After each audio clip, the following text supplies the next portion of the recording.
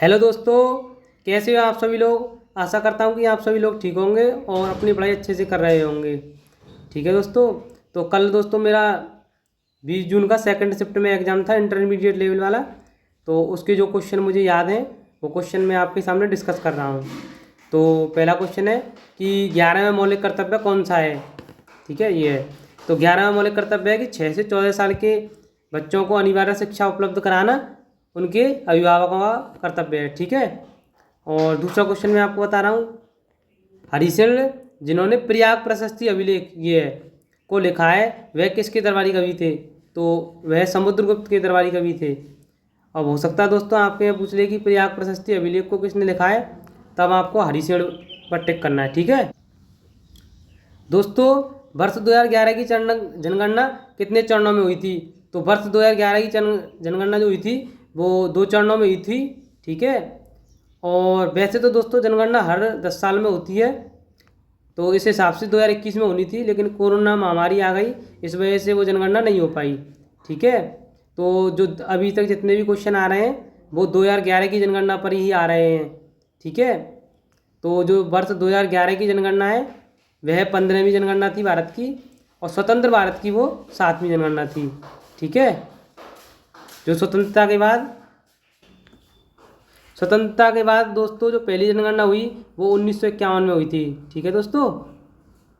तो अब next question की तरफ चलते हैं दोस्तों। तो अगला क्वेश्चन है हमारा, निम्नलिखित में से विद्युत का स्वचालक नहीं है। तो दोस्तों 4 ऑप्शन थे, तो उसमें एक था जल, एक बारिश का जल, पोखर का जल और एक आश्रित जल।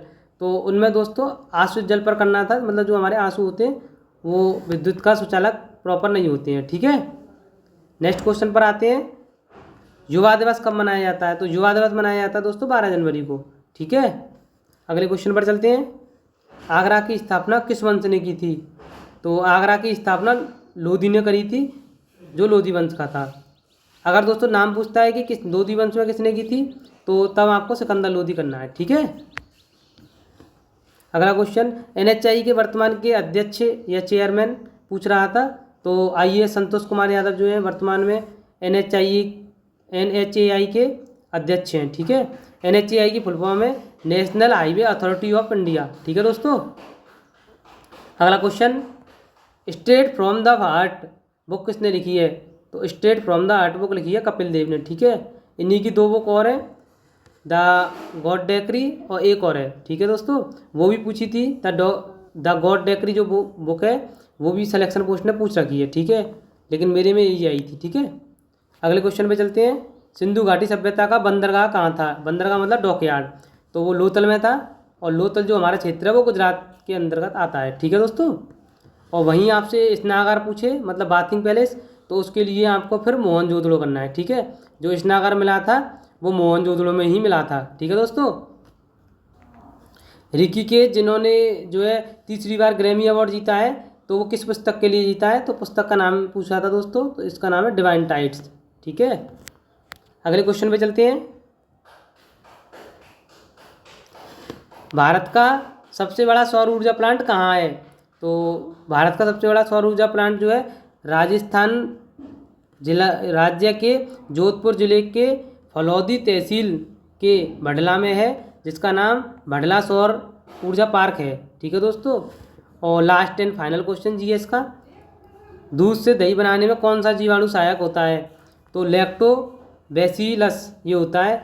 और दोस्तों जो दूध से रिलेटेड कोई भी चीज़ पूछे तो लैक्टो जो है उसका कोड है, तो अगर आपको आंसर नहीं भी पता है तो आप लैक्टो पे टिक करके अपना मतलब देख सकते हैं, जिस ऑप्शन में लैक्टो होगा वही आंसर है। इससे आप थोड़ा बहुत अनुमान लगा सकते हैं। तो जीएस के क्वेश्चन दोस्तों यही याद थे, बाकी कुछ क्वेश्चन इंग्लिश के भी याद है, वो भी मैं आपके सामने डिस्कस कर रहा हूँ। तो दोस्तों अब इंग्लिश की बात करते हैं कि इंग्लिश में जो है कौन कौन से क्वेश्चन आए थे। तो अब मैं इंग्लिश के क्वेश्चन आपको बता रहा हूँ। तो पहले ईडियम बता रहा हूँ मैं आपको कि कौन कौन से ईडियम आए थे।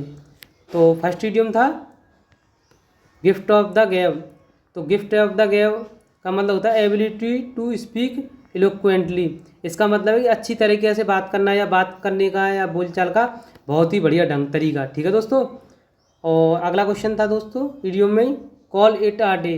तो कॉल इट अ डे का मतलब होता है डिसाइड और agree to stop doing something. मतलब जो भी आप कर रहे हो उसे छोड़ के संन्यास ले लेना, इसका मतलब ये होता है।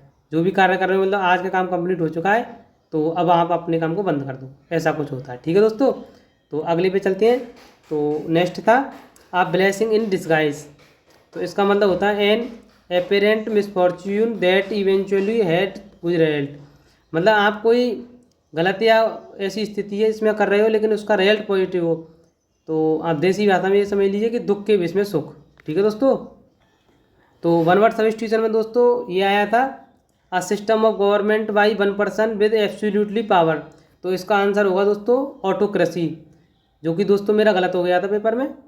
ठीक है, वहीं पर आपसे पूछता है कि rule by king and queen, तो आपको मोनार्की करना है। ठीक है, अब अगले क्वेश्चन पे आते हैं। अ person who is in charge of people a particular building, तो उसमें आपको करना वार्डन। अगर थोड़ा सा मॉडिफाई करके अगर क्वेश्चन हमसे ये पूछता है a person who takes care the museum, मतलब म्यूजियम की जो देखभाल करता है उसे क्या बोलते हैं, तो उसमें आपको करना है क्यूरेटर। ठीक है, और एक स्पेलिंग आई थी लेमनेड, तो ये करेक्ट स्पेलिंग ही लिखी हुई है इसमें। इसमें 4 ऑप्शन दिए होते, थोड़ा थोड़ा चेंजिंग थी, तो करेक्ट ये LEMANADE लेमनेड।